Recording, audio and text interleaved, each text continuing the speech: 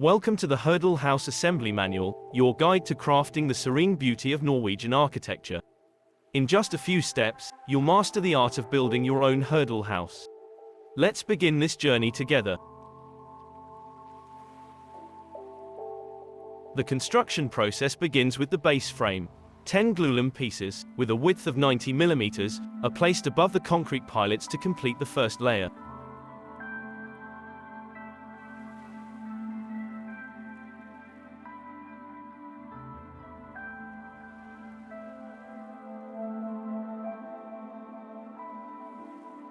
We continue with the foundation beams. The first layer of them is made out of elements with the width of 48 mm and depth of 98.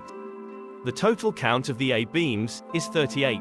They are placed in specific cuts on the glulams. The B foundation beams are made out of elements with the width of 48 mm and height of 198. The total count for the beams is 26 pieces. They are positioned on the upper part of the glulam cuts. Following the foundation beams comes the insulation for the base frame. With a depth of 298 mm, the insulation fills all the voids on the base.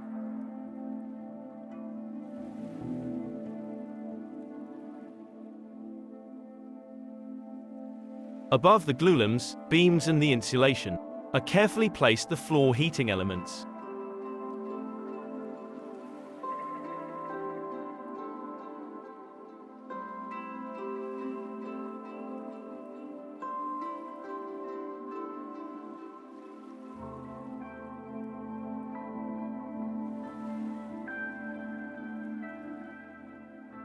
On the next phase we start with the CLT floor.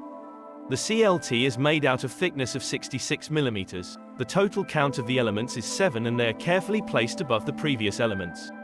The floor has specific cuts on the joining points with the other pieces. Also it has cuts for the CLT walls that will be later placed above.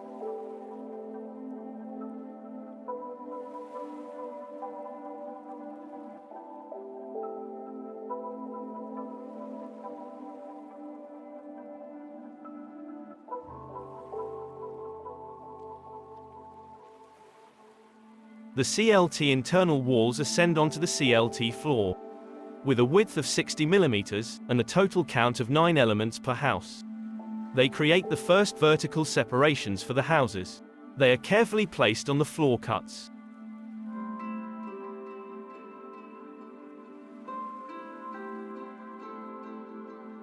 The CLT perimetral walls are placed onto the CLT floor as well. With a width of 60 mm and a total count of 14 elements per house. They create the perimeter for the houses. They are carefully placed on the floor cuts.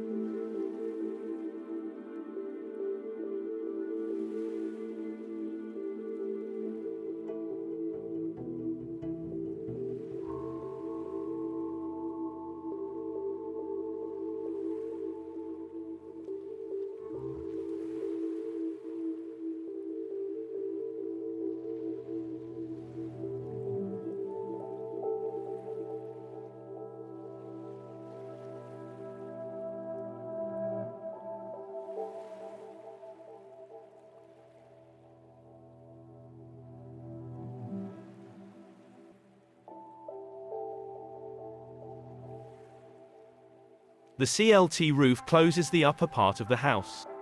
With a width of 60 mm and a total count of 8 elements per house, they complete the first CLT layer of the two houses.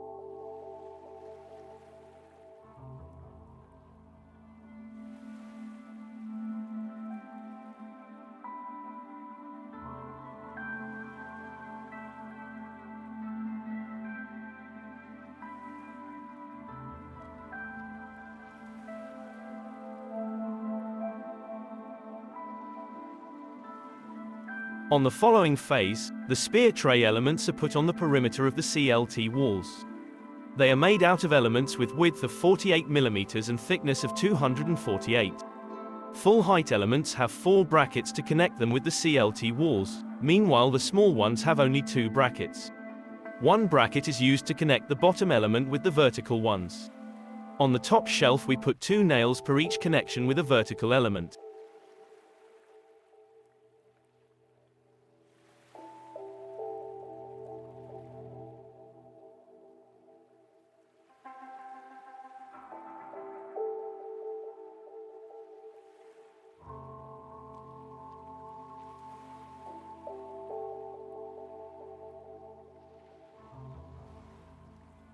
Between the gaps of the spear tray elements, we put the wall insulation. It has a depth of 248 mm and it seals the first external layer very well.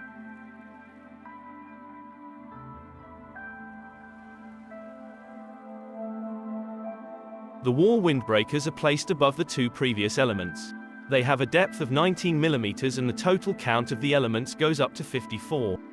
The connection points above the spear trays are nailed every 20 centimeters.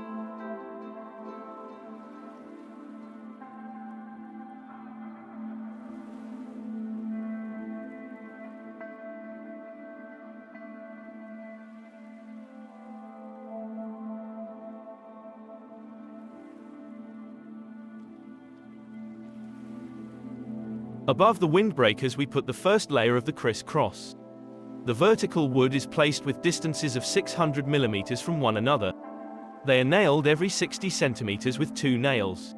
The next layer are the horizontal woods, which follows the same logic as the previous elements. They are nailed 2 times on each connection point with the vertical wood.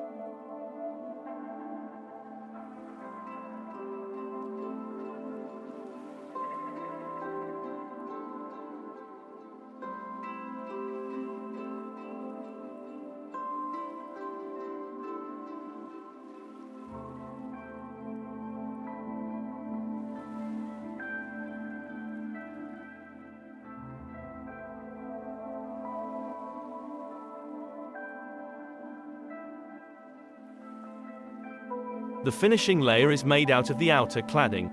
These elements are nailed above the criss-cross on every connection point 2 times.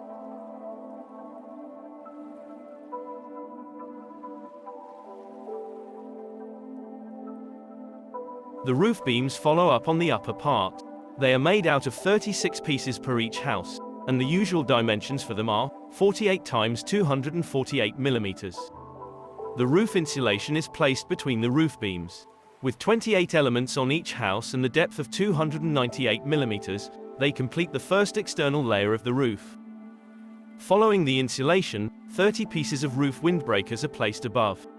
With a depth of 19 mm, they are connected with nails on the connection points with the beams below. The roof criss-cross continues with the placement. The verticals have dimensions of 48 times 30, meanwhile the horizontal have 78 times 48 mm.